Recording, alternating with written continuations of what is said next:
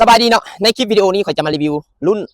plus เนาะรุ่นเลพาร์ดรุ่น plus ซึ่งว่ารุ่น air เฮามันการรีวิวผ่านไปแล้ววันนี้เราจะมาเบิ่งกันว่ารุ่น plus มีหยังเราจะมาเบิ่งจากสมหน้าก่อนสมหน้าจะเป็นตา LED เนาะสมหน้าก็จะมีประมาณนี้โลโก้นี่ตา LED นี่งามแฮงเนาะสุดยอดหลายกล้องอยู่หั่น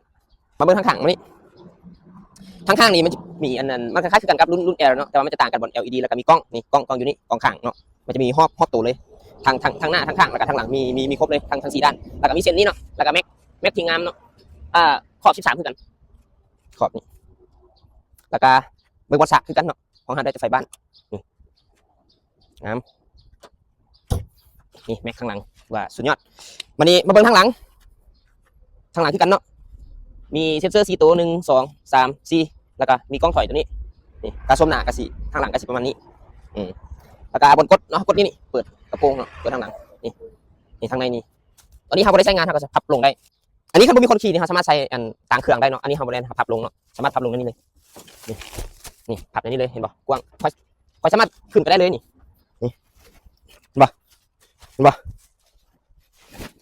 ทางในนี่กว้างเนาะวันนี้เอาลงกันนี่เลยแหละเนาะบริอย่างไรเลย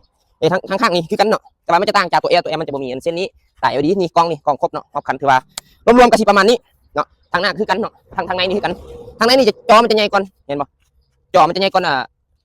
ตัวแอร์เนาะอยากสิขึ้นให้เบิ่งเห็นป่ะจอมันก็สิใหญ่ก่อนความกว้างไปเปล่านี่อันนี้พับเอาลงได้นี่เอ็นเลยนี่สูง1.60 สบายเนาะเข้าไปนอนได้สบายกระสิประมาณนี้รวมๆแล้วกระสิประมาณนี้เนาะสำหรับรถคันนี้แล้วผ่าน plus เนาะแล่นได้170 กิโลต่อ1 กันฉากหมายความว่าแบต 100% เขาแล่นได้170 กิโลเนาะถ้าผู้ใดสนใจอย่าลืมทักเข้ามาเด้อสำหรับราคาเนาะราคาเพียงแต่195 ล้านกีบเท่านั้นสามารถผ่อนจ่ายก่อน30 ล้าน50 ล้านขึ้นกับเงินไขของลูกค้าเนาะสำหรับดอกเบี้ยต่ำๆบ่มีปัญหาเนาะถ้าผู้ใดสนใจอย่าลืมทักเข้ามาเด้อ